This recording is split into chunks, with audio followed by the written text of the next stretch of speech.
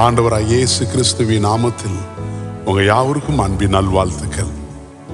இந்த ஆசீர்வதிக்கப்பட்ட இந்த நாளிலே இயேசு கிறிஸ்துவின் ரத்தம் சகல பாவங்களை நீக்கி நம்மளை சுத்திகரிக்கிறதா இருக்கிறது.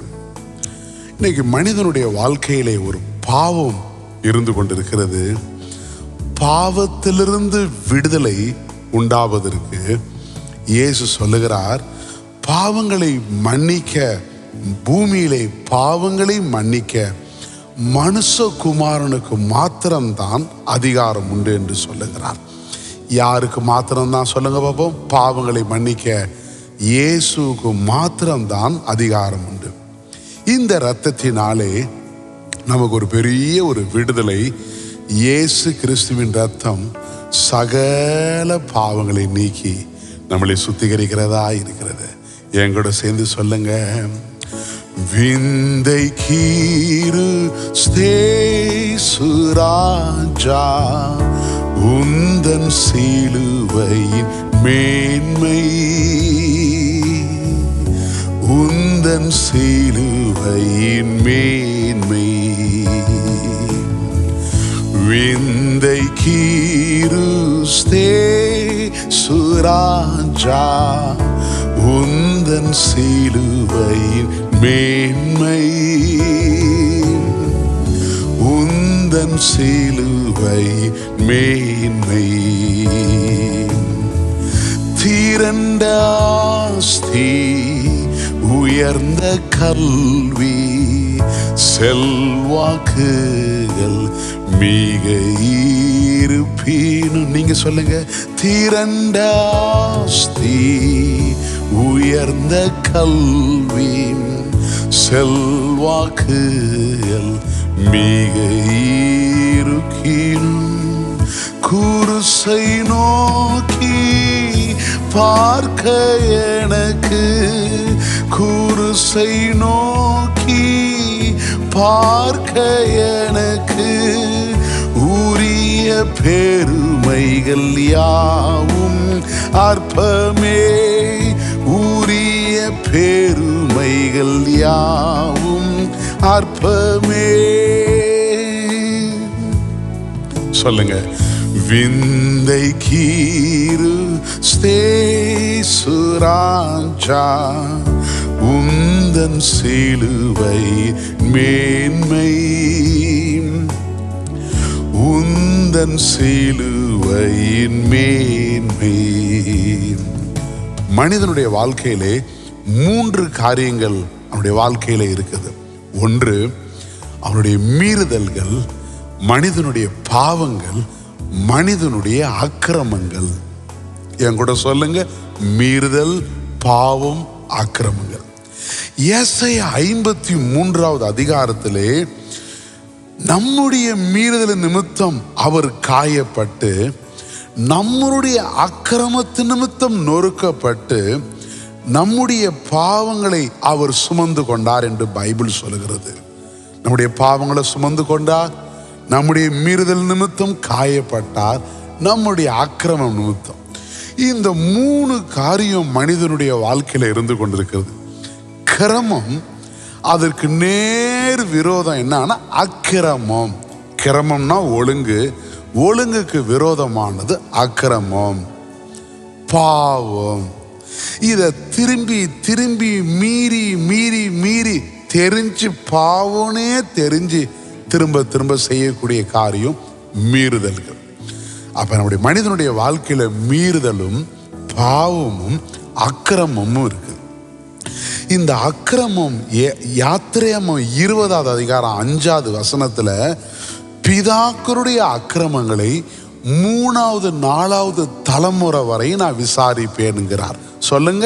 இன்னைக்கு என் தலையில உள்ள அக்கிரமம் 3வது 4வது தலைமுறை வரையும் பின் தொடரக்கூடியதாய் காணப்படுகிறது. இந்த அக்கிரமத்திலிருந்து எனக்கு மீட்பு, இந்த பாவத்திலிருந்து எனக்கு விடுதலை, என்னுடைய மீறுதல் இருந்து நான் எங்க போய் இதெல்லாம் கழுவுறது? லைபாய் சோப்பு கழுவுமா? வேற ஏதாவது சர்ஃபு போட்டு மனிதனுடைய வாழ்க்கையை கழுவ முடியுமா? எத்தியோப்பியன் தன் தோலையும் சிவிங்கியானது தன் புள்ளியை மாற்ற முடியுமா? முடியாது. நீங்க தீமை செய்கிற என்னிடத்தில் வாங்க, நான் நன்மை செய்கிறவர்களாக மாற்றுவேன் என்று சொல்லுகிற ஆண்டவர் லூக்கா 5வது அதிகாரத்தில் சொல்லுகிறார், பூமியிலே பாவங்களை மன்னிக்க மனுஷகுமாரனுக்கு மாத்திரம்தான் அதிகாரம் உண்டாம். இந்த இயேசுடைய இரத்தம் மாத்திரம்தான் நம்முடைய சர்வ பாவங்களையும் நீக்க வல்லமை உள்ளதா இருக்கிறது. சரிங்க, இந்த வசனம் இப்ப ஏசாயா 53 நான் காட்டினேன் பார்த்தீங்களா? இப்ப நீங்க சங்கீதம் 32வது சங்கீதத்தை நீங்க எடுத்துட்டீங்கன்னா, எவருடைய மீறுதல் மன்னிக்கப்பட்டதோ, எவருடைய பாவம் மூடப்பட்டதோ, எவருடைய அக்கிரமத்தை கர்த்தர் எண்ணாதிருக்கிறாரோ அவங்க பாக்கியவான். நீங்க வேத வசனத்துல சங்கீதத்தின் புஸ்தகம் 32வது சங்கீதம் 1வது 2வது வசனத்துல நீங்க பார்க்கும் பொழுது, இந்த இடத்துல 32வது சங்கீதம் 1-2, எவனுடைய மீறுதல் மன்னிக்கப்பட்டதோ, எவனுடைய பாவம் மூடப்பட்டதோ, எவனுடைய அக்கிரமத்தை கர்த்தர் எண்ணாதிருக்கிறாரோ. அப்ப அக்கிரமம் எண்ணப்பட்டிருக்கிறத மாதிரி எண்ணி வச்சிருக்கிறார். பாவம் மூடப்படாமல் இருக்குது, அந்த மீறுதல் இன்னும் மன்னிக்கப்படாமல் இருக்குதுன்னு தாவீது 32வது சங்கீதத்துல 1-2 சொல்றார். இதெல்லாம் ஆயிடுச்சுன்னா அவன் பாக்கியவான். அவன் பாக்கியவான்யா. அவன் பாவம் மன்னிக்கப்பட்டது, மூடப்பட்டது, அவனுடைய அக்கிரமத்தை கர்த்தர் எண்ணல, அவன் ஃப்ரீயா இருக்கலாம், சந்தோஷமான சூழ்நிலை. ஆனா இல்லையே, அவன் தான் பாக்கியவான் இந்த உலகத்துலங்கிறார். இப்ப இந்த நாளிலே சங்கீதம் 32 ஒரு பக்கத்துல வச்சுக்கோங்க, ஏசாயா 53 வச்சுக்கோங்க.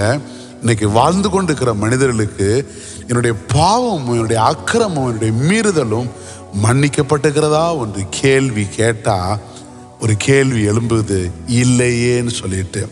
ஆனால் இந்த வேளையில ஒரே ஒரு வார்த்தை, இந்த இயேசு கிறிஸ்துடைய ரத்தம், விலையேற பெற்ற ரத்தம், அவர் சிலுவையில் சம்பாதித்த ரத்தத்தை தான் நம்ம பேசிட்டு இருக்கிறோம். ஒரு 3 காரியங்களை, உங்களுடைய பாவங்களை மன்னிக்க மனுஷகுமாரனாகிய இயேசுவுக்கு மாத்திரம்தான் அதிகாரம் உண்டு. அப்படியே சேர்ந்து சொல்லுங்க, இந்த விந்தை, இந்த விந்தை அன்பு கீடாய் என்ன காணிக்கை ஈந்திடுவேன். சொல்லுங்க, இந்த விந்தை அன்பு கீடாய் என்ன காணிக்கை ஈந்திடுவேன். எந்த பொருளிடாகும், எந்த பொருளிடாகும் என்னை முற்றிலும்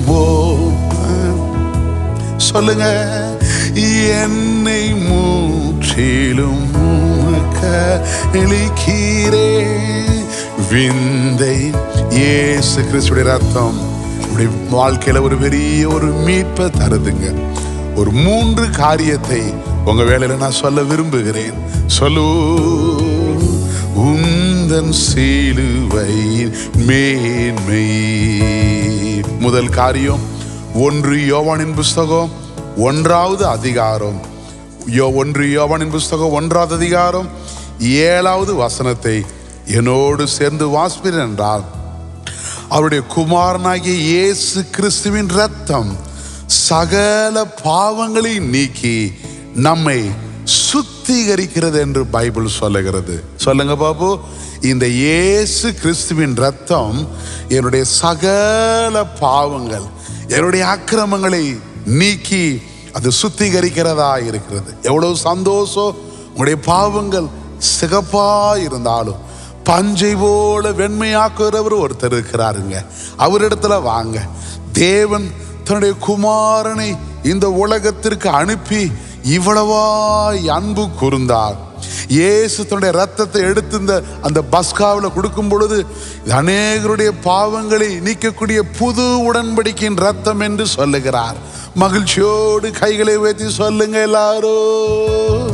இலை பாறுதல் தரும் தேவா, களை தோரை தேற்றிடுதே.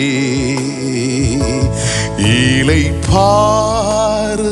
இந்த பாடலை பாடிக்கொண்டிருக்கிற சகோதரனே, பாவம் மிஞ்சி போய், அக்கிரமம் மிஞ்சி போய், உங்க மீறுதல் பெருகி போய் அடுத்த தலைமுறைக்கெல்லாம் இருக்குது நினைச்சிட்டு இருக்கிறீங்களா? வாங்க, இயேசு கிறிஸ்துடைய ரத்தம் சகல பாவங்களை நீக்கி உங்களை சுகமாக்குகிறது, உங்களை சுத்திகரிக்கிறதா இருக்கிறது. உங்களுடைய பாவங்களை எல்லாம் அவர் ஏற்றுக்கொண்டார் என்று பைபிள் சொல்லுகிறது. இந்த வேளையில சுகமாய் அங்கு தங்கியிருப்பேன். கரங்களை உயர்த்தி திருப்பாதம் நம்பி வந்தே, கிருபை நீரை இயேசுவே, தாமதம்பை கண்டடைந்தேன்.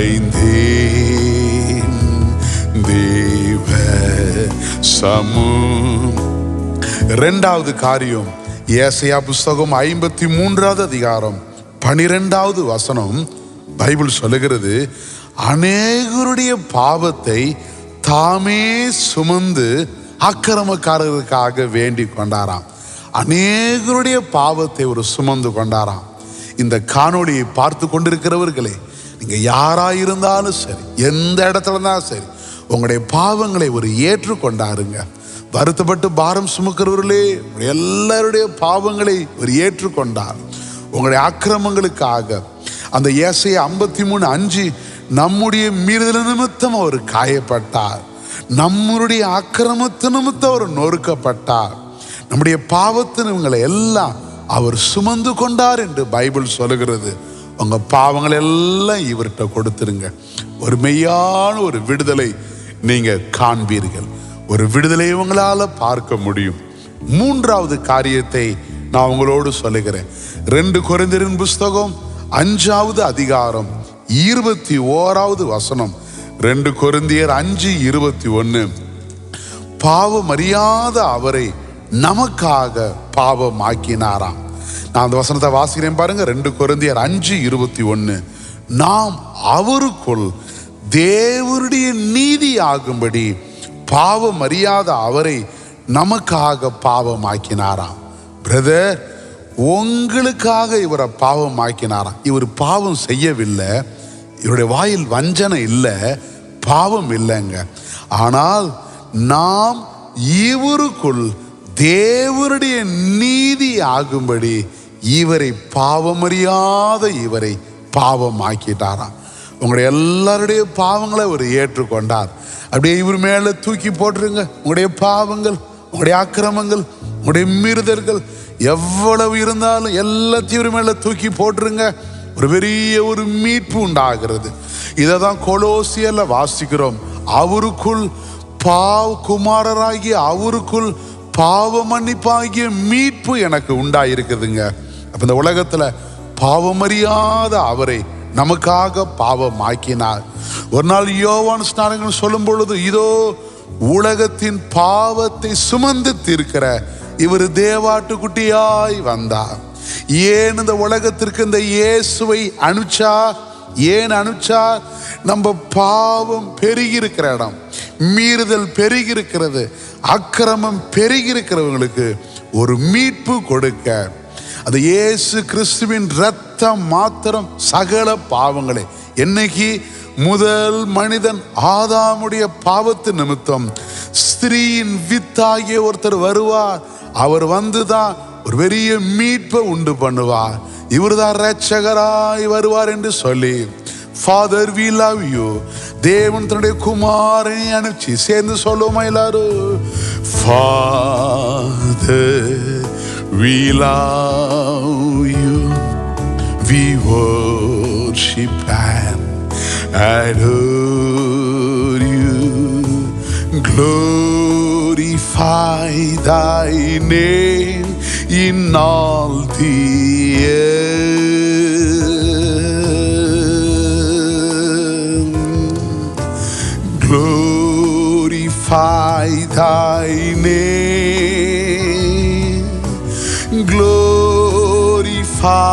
thy name,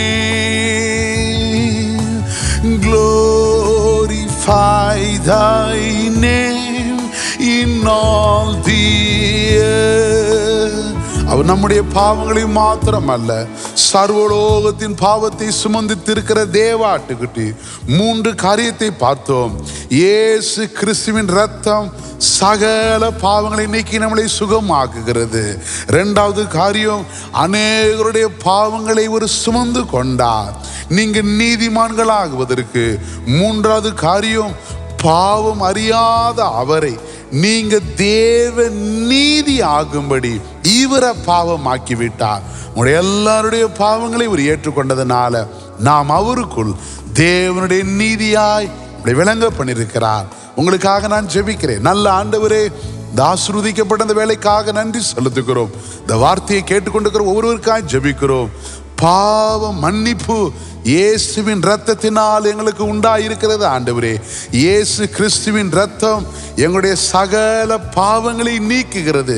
எங்க குடும்பத்திலிருந்து பாவங்களை நீக்கி மீட்பை உண்டு பண்ணியிருக்கிறது ஆண்டவரே. இவர்களை ஆசீர்வதிப்பீராக, வழிநடத்துவீராக. இயேசு கிறிஸ்துவின் நாமத்தில் கேட்கிற நல்ல பிதாவே, ஆமேன், ஆமேன். God bless you. கர்த்தர் உங்களை ஆசீர்வதிப்பார். அவருடைய ரத்தம் ஒரு பெரிய மீட்பை உண்டு பண்ணியிருக்கிறது. God bless you.